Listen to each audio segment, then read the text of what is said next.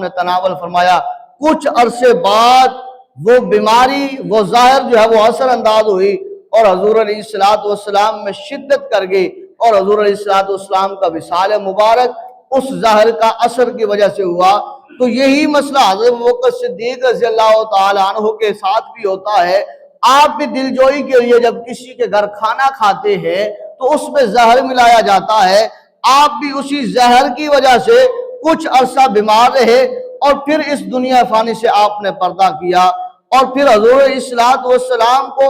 جس چارپائی کے اوپر اٹھایا گیا ہے اسی چارپائی پر حضرت ابوبکر صدیق رضی اللہ تعالی عنہ کو بھی لٹایا گیا،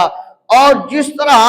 حضرت امام الانبیاء صلی اللہ علیہ وسلم کو غسل دینے والے حضرت جبریل امین علیہ السلام ہے، اسی طرح حضرت ابوبکر صدیق رضی اللہ تعالی عنہ کو غسل دینے کے لیے بھی حضرت علی کرم اللہ وجہ الکریم ہے۔ حضور علیہ السلام کا وصال مبارک بھی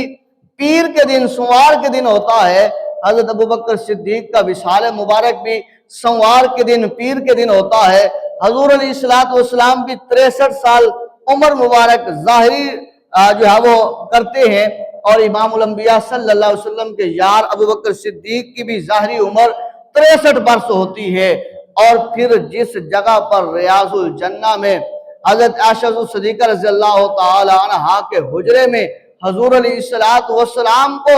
آرام کرنے کے لیے اس جگہ کو پیش کیا جاتا ہے، اسی طرح حضرت ابوبکر صدیق کو 22 جمادی الثانی اسی دن جو ہے امام الانبیاء صلی اللہ علیہ وسلم کے یار ابوبکر صدیق کو آپ کو لے جایا جاتا ہے اسی جگہ پر، اور حجرے شریف کے باہر رکھ دیا جاتا ہے۔ فرمایا وہ دروازہ اندر سے بند ہوتا ہے، اور پھر حضرت ابوبکر صدیق آپ وصیت کرتے ہیں، اے علی جانا اور میری میت کو روضہ رسول کے سامنے رکھ دینا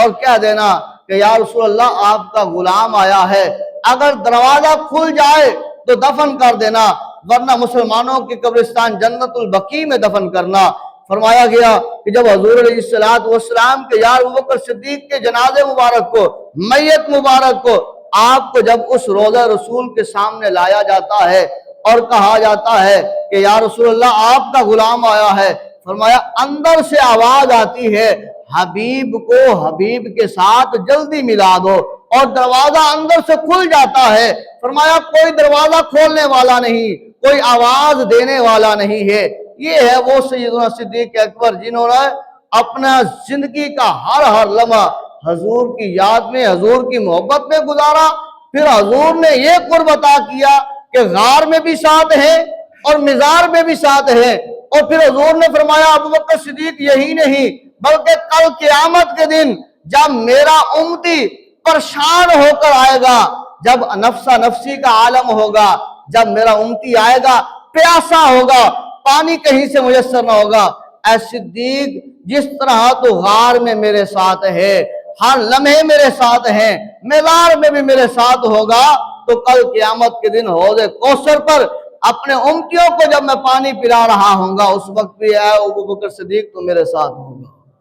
یہ وہ سیدنا صدیق اکبر ہیں۔ ہم دعا کرتے ہیں کریم خدا ان پاکوں کے صدقے ہم سب کی عبادات کو اپنی بارگاہ میں قبول فرمائے اور ہمارے صغیرہ کبیرہ گناہوں کو معاف فرمائے۔